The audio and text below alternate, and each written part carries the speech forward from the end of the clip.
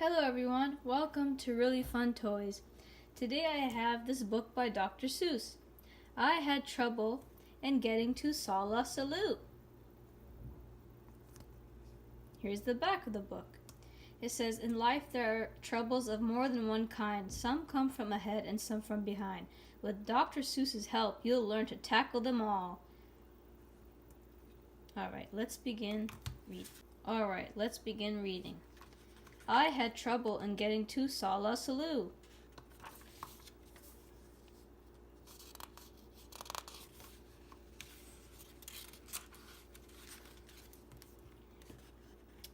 I was once happy and carefree and young, and I lived in a place called the Valley of Vung, and nothing, not anything ever went wrong until, one day I was walking along, and I guess I got careless. I guess I got gawking at daisies and not looking where I was walking. And that's how it started. Sock! What a shock! I stubbed my big toe on a very hard rock, and I flew through the air, and I went for a sail, and I sprained the main bone in the tip of my tail.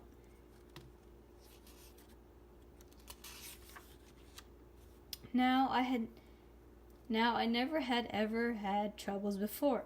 So I said to myself, I don't want any more. I'll watch out for rocks with my eyes straight ahead. I'll keep out of trouble forever, I said. But watching ahead, it just didn't work. I was watching those rocks. Then I felt a hard jerk. A very fresh, green-headed Quilligan quail sneaked up from the back and went after my tail. And I learned there are troubles of more than one kind. Some come from ahead and some come from behind. So I said to myself, now I'll just have to start to be twice as careful and be twice as smart. I'll watch out for trouble in front and back sections by aiming my eyeballs in different directions. I found this to be quite a difficult stunt, but now I was safe, both behind and in front. Then new troubles came, from above and below, a scritch at my neck and a skrink at my toe, and now I was really in trouble, you know. The rocks and the quail and the scritch and the skrink, I had so many troubles I just couldn't think.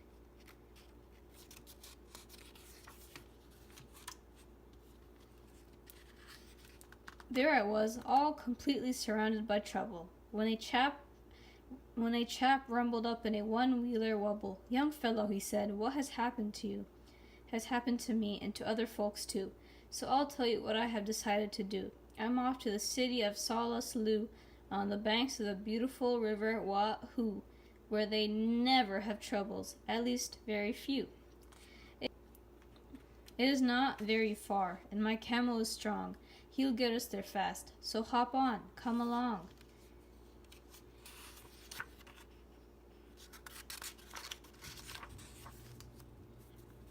I jumped up behind him, and all through that day the wobble wubbed on in a wobblesome way. The road got more bumpy, more rocky, more tricky. By midnight, I tell you, my stomach felt icky. And so I said, Mister, please, when do we get to that wonderful town?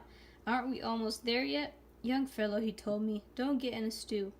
At sunrise, we'll drive into Solla Sollew, and you'll have no more troubles. I promise. I do.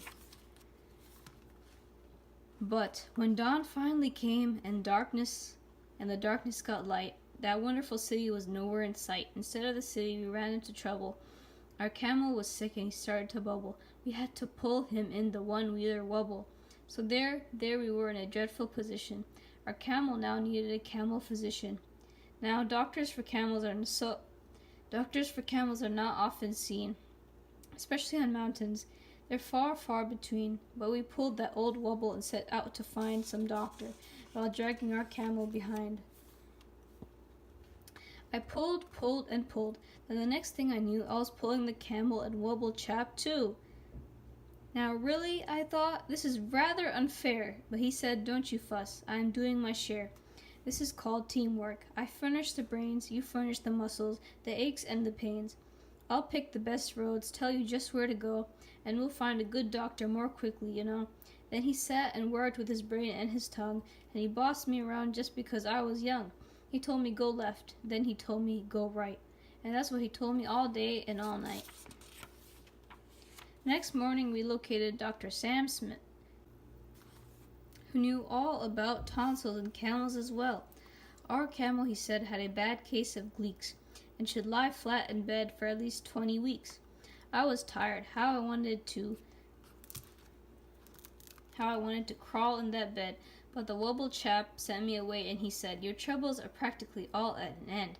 Just run down that hill and around the next bend, and you'll come to that Happy Way bus route, my friend. The Happy Way bus leaves at 4:42 and will take you directly to Solla Sollew on the banks of the beautiful river Wahoo, where they never have troubles, at least very few."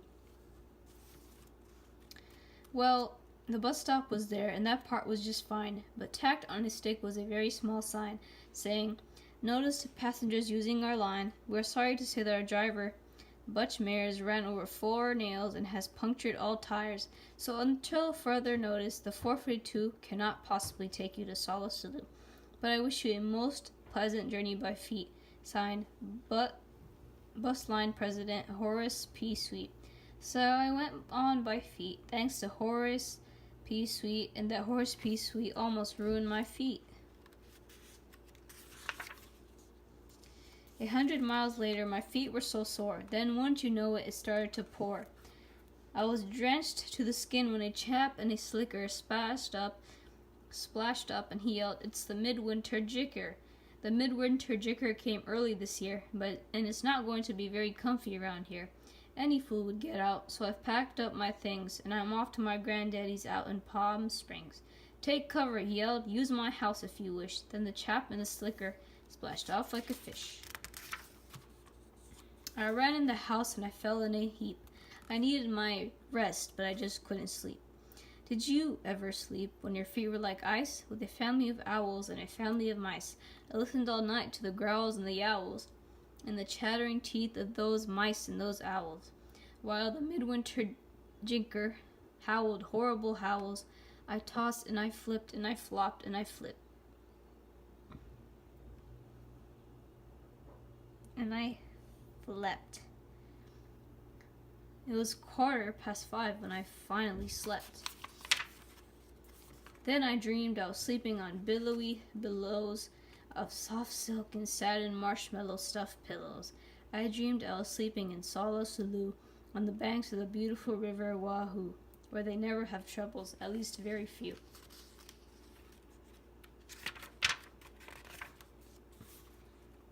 And then I woke up and it just wasn't true. I was crashing downhill in a fabulous flood, with suds in my eyes and my mouth full of mud, and my nose full of water, my eyes full of streaks, of the owls flying with the mice on their beaks. And I said to myself, now I really don't see why troubles like this have to happen to me. I floated 12 days without toothpaste or soap. I practically almost had given up hope, when someone up high shouted, "Here, catch the rope!" Then I knew that my troubles had come to an end, and I climbed up the rope calling, "Thank you, my friend." I got to the top, but it wasn't a friend, and I saw that my troubles were not at an end. A big man on a horse scared me out of my wits. He bellowed, "I'm General Genghis Khan Smitch. There's a war going on. It's time that you knew. Every lad in this land has his duty to do. We're marching to battle. We need you, my boy. We're about to attack. We're about to destroy the perilous poozer of Paw Moose Pass. So get into line. You're private, first class."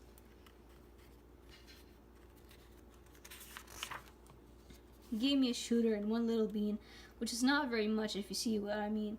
Then he yelled, "Get that poozer! Attack without fear! The glorious moment of victory is near!" And the glorious general led the advance with a glorious swish of his sword and his lance, and a glorious clank of his tin-plated pants. Then we went round a corner.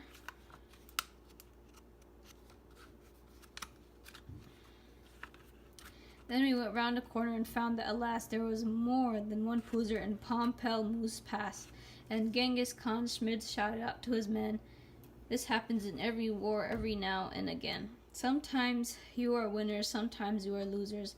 We never can win against so many poozers, and so I suggest that it's time to retreat. And the army raced off his tin-plated feet. There I was, with more poozers than I'd ever seen. There I was with my shooter and only one bean. There I was, and I thought, will I ever get through to the wonderful city of Solla Sollew on the banks of the beautiful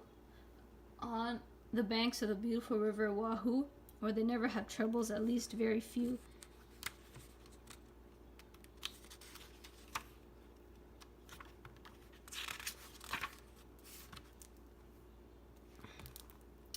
I had terrible trouble in staying alive. Then I saw an old pipe that said vent number 5. I didn't have time to find out what that meant, but the vent had a hole, and the hole is where I went.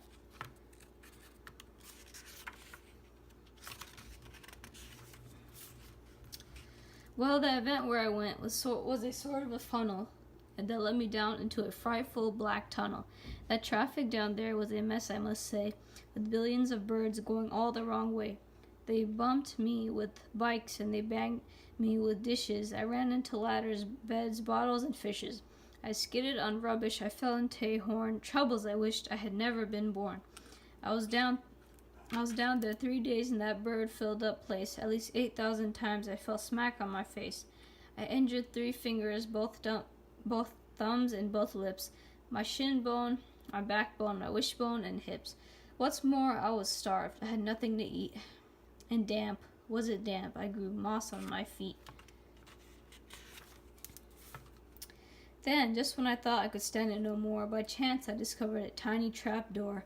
I popped my head out. The great sky was sky blue, and I knew from the flowers I'd finally come through to the banks of the beautiful river Wahoo. I couldn't be far now from Solla Sollew. There it was, with its glittering towers in the air. I had made it. I'd done it. At last I was there. And I knew that I left all my troubles behind when a chap by the doorway that shimmered and shined waved me a wave that was friendly and kind. Welcome, he said as he gave me his hand. Welcome, my son, to this beautiful land. Welcome to sweet, sunny Solla Sollew, where we never have troubles, at least very few. As a matter of fact, we have only just one. Imagine just one little trouble, my son. And this one little trouble, as you will now see, is this one little trouble I have with this key. There's only one door into Solla Sollew, and we have a key-slapping slipper, we do. This troublesome slipper moved into my door 2 weeks ago Tuesday, 3:45. Since then, I can't open this door anymore, and I can't kill the slipper. It is very bad luck to kill any slipper, and that's why we're stuck. And why no one gets in, and the town's gone to pot. It's a terrible state of affairs, is it not? And so, said the doorman of Solla Sollew, my job at the door here is finished. I'm through, and I'll tell you what I have decided to do.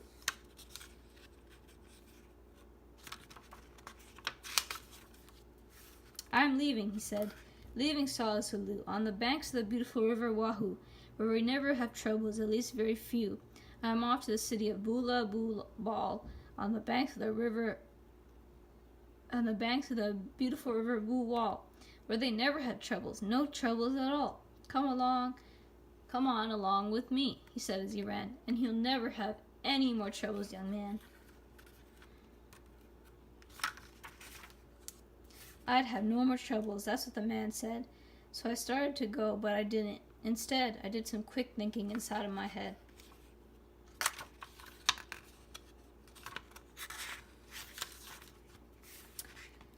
Then I started back home to the Valley of Vunk. I know I'll have troubles. I'll maybe get stunk. I'll always have troubles. I'll always have troubles. I'll maybe get bit by that green-headed quail on the place where I sit. But I've bought a big bat. I'm all ready, you see. Now my troubles are going to have troubles with me.